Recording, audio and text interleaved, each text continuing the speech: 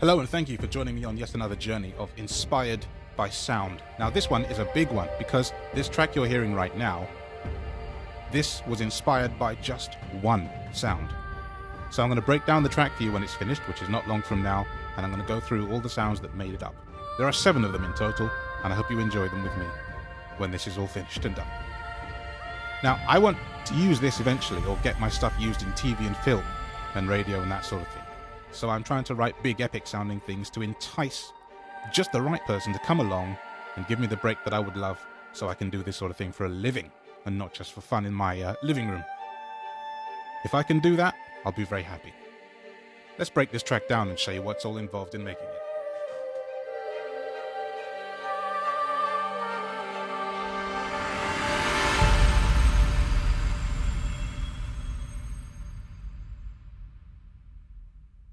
It's quite a big track, as you hear. I've tried to make it epic and have gravitas, because I think that's quite interesting and important when you're trying to make music for game or film or something that means something, you know? So the first track actually that inspired this sound is actually not in track chronological order. The first sound that inspired it is from Native Instruments Scanner XT, and it is called Eerie Retro, and makes noises like that. And what I found is that when I move the mod wheel up, for those of you who don't know, the mod wheel is one of the many controls given to us keyboard players to allow freedom of expression and movement and all sorts of fun things like that. So I found that if I played and then move the mod wheel up, it gets angry and harsh, and it goes like this. And I hadn't written a note of the track yet. I came across this track in my travels through time and sound and space, and I found it, and I said to myself, you know what, that screams epic to me. I'm going to do something with this, whether I like it or not, and I did like it. So I'm going to show you what this sounds like at the very beginning of the track with the metronome on.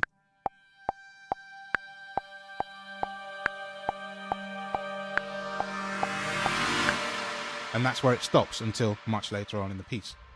And everything else is kicked in and all sorts of things happen. And then after that, I'm not quite sure where it went, but I will just go in a different order now and tell you that the piano is above that in the track order list.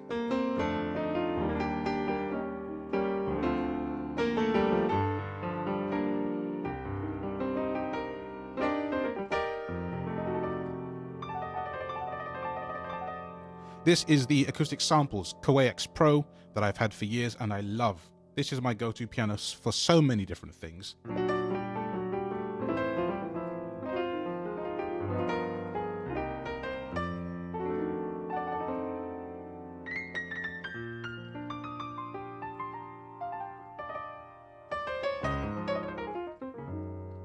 And in this piece, I will play the beginning of the track and then solo it when the piano kicks in and you'll hear it. Oh, actually I won't. Right, let's try that again. Here we go. The piano's about to kick in.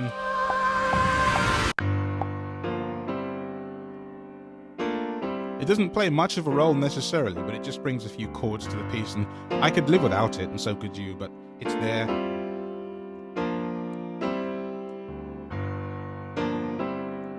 So that's not very exciting, really. There's a lot more exciting than that. This next track, in the track, it's actually called Big Boomies, because for want of a better name to call it, it's actually Native Instruments Action Strikes Ensemble Hits. Well, it's not called Ensemble Hits, it's called Ensemble. And in it, there are tempo synced, which means that it's set to the tempo of the piece. In this case, this tempo is 140 beats a minute. So that's 140 beats a minute. And so all of these different keys make different noises. And some of these just have hits you can trill on, things like that, and they're different in each octave. At the top end of the keyboard it's quite quiet. You go down, you get different versions of hits, and that's what that does, which is nice and simple. But it really is very important in this piece. So it comes in quite early in this case. Now I'm going to show you this track with the metronome on just from the beginning, and then I'm going to solo it again. You can hear what I mean.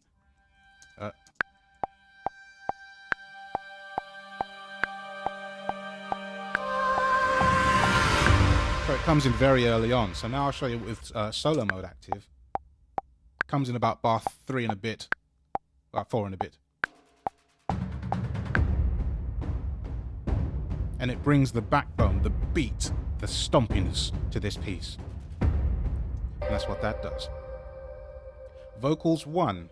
Now this is a very, very interesting plugin, and I think I will do more for Inspired by Sound about this plugin eventually as well. This is Heaviosity Focalized 2. We've already covered one Heaviosity patch in Inspired by Sound, and I think in the previous video when I was discussing Evolve R2, which is a very cool plugin.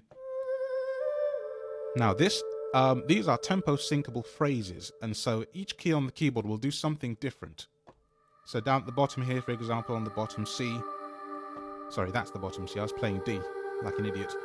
You've got things like that. And you can change the key by going down an octave or two and syncing it to the key for your piece. So I've got mine set to G here.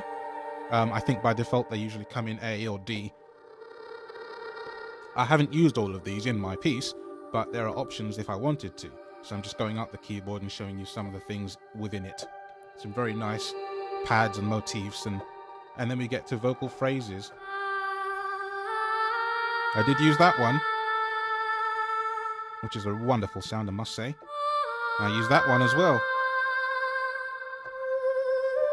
I use that one, but not in the order that you've heard it today. Didn't use that. And I did use that. And that. So all these phrases are tempo syncable, and of course when I change the project tempo, the track will follow it, and it will adjust accordingly. So this is a great plugin, and I'm going to do the same thing again. I'm going to turn on the metronome and solo it so you can hear where it kicks in and starts to show it to come into its own. So here we are, 2 bars, 3 bars,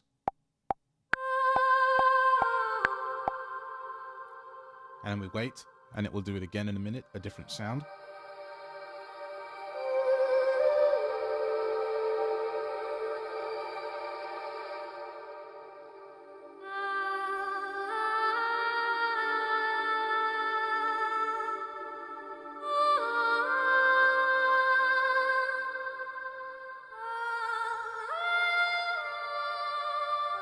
And you can really begin to see how these tracks come together in such a short space of time. Well, I say short, I think this probably took me about 2.5 hours total, which isn't even that long to be fair, but yeah, that's not bad. The next track is from Impact Soundworks and is the Slavic Women's Choir, which I love this sound. I had been stuck on how to use this for a very long time. I got this plugin, I think in December of 2016, and I just had it sitting on the drive not doing anything, and then eventually I worked out that I could actually use it in conjunction with this piece. And the nice thing about this, again allowing me freedom of expression, is that the mod wheel controls how loudly the vocalists are singing.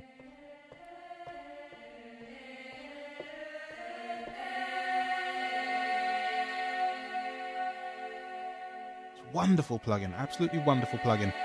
The range, being women, is quite small, and I don't mean any derogatoriness about that or any disrespect, but the range goes from G here to C here.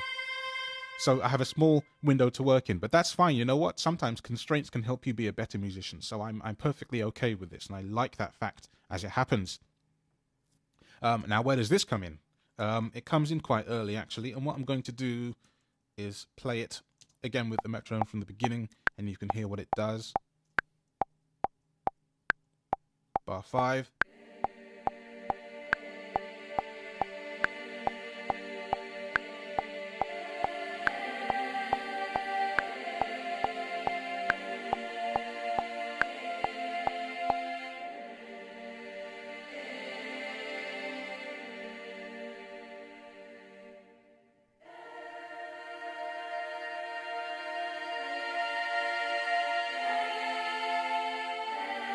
So as you hear, I've got swells and all sorts of things on that. Now, what I'm actually going to do is I'm going to add the first vocal track in to the second vocal track by soloing both of them together and have you listen to how that sounds, because together they work wonders. Just these two things by themselves sound fantastic. So here we go with that.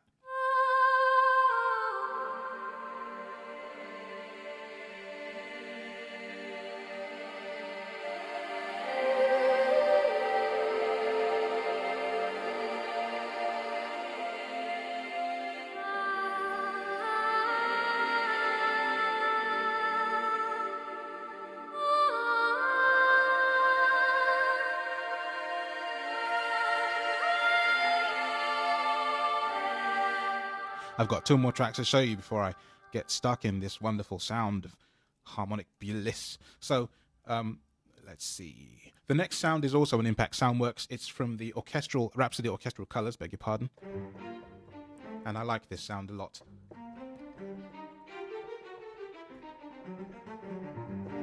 It's nice. What is it called? I've got the mode in spiccato strings, I want to say.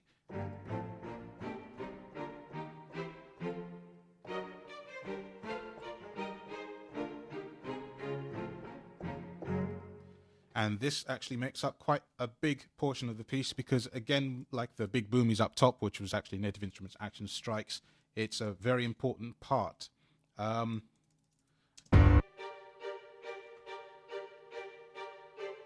There we go. So it basically is playing the beat. It's a little behind, as you hear from the metronome, but that's actually okay. It gives it that sort of hold back a bit. And it doesn't make the track draggy. I will actually select big boomies, as I say, Action Strikes, and play it along with this.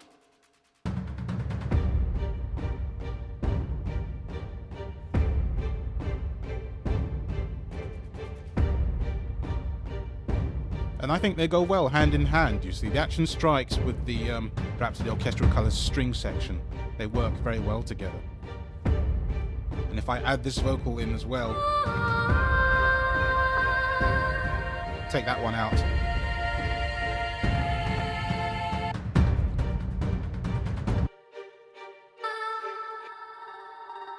So as you hear, you know, you get all these things and they join each other, and it's fascinating how it all fits together. Hold on, I have a solo track that won't go away. Okay, now it's fine again. Don't know how that happened, sorry about that. And the last track in here is perhaps the most boring in terms of playability, but very, very necessary. This is Native Instruments' Rise and Hit. And Rise and Hit is exactly what it says it is. You have a rise and a hit. Now this library is full of these absolutely huge booms, bangs, and biffs, and I like it a lot. The keyboard is split into 2 zones, the rise on the left side and the hit, and the hit just by itself on the right side, separated by C4 and D4. So just the hit there and the rise and hit before that here.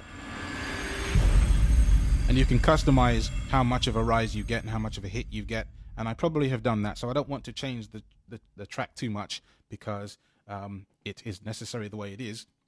But if you listen from bar 4,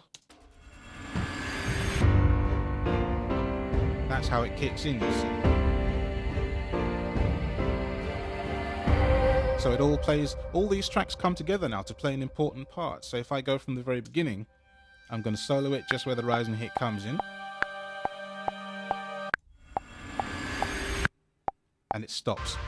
I didn't actually use the hit in this because Big Boomies up top, Action Strikes, is doing that for me. So what I'm going to do is I'm going to solo that rise and hit sound and the Big Boomies, and you will hear what happens when the hit is about to hit and doesn't actually make it. It's taken over. Because the reason I did that actually is because the intro sound above, which I will also add into this, the solo, is carrying on a great big harsh noise, and it's sort of a carryover in a way if you listen to how these 3 tracks meld together. So I didn't need the added hit from Rise and Hit, so I let go the key sooner than you would if you're going to go the whole hog. Now, I think there is a point in time where the hit does play a part, and I'm going to go forward in the track now and see if I can find it and show you where that might possibly be.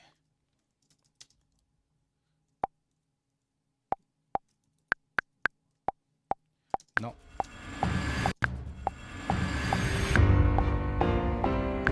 No, apparently I can't, but there is definitely a point in the track where this is used, but it's obviously not showing up for me. Is that it?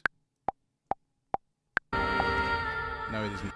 So never mind that, it's not that important. But yeah, the hit is used at one portion of this track, but I absolutely don't know where that is at the moment. It's not that important anyway. The ending, with the ending it kicks in, but I can show you that at least. There's the whole sound. There we go. So about, I go from bar 51. So in that instance, you get both the rise and the hit used. So it's quite late on, but in the beginning, no, just the one. So there we go. That is Time to Run. And I hope you enjoyed this one. It's quite different. It's a bit longer than all the others so far, but I will do more track breakdowns as the mood takes me, because obviously a track was inspired by something, and most of the time it is a sound. So it figures to right that inspired by sound gets a mention. So with that, I'm going to step out of here, play the track for you through one more time in its entirety, and then stop the video. I hope you've enjoyed that, and if you like it, please subscribe, share, and give us a like or two. Thank you for listening and watching, as always.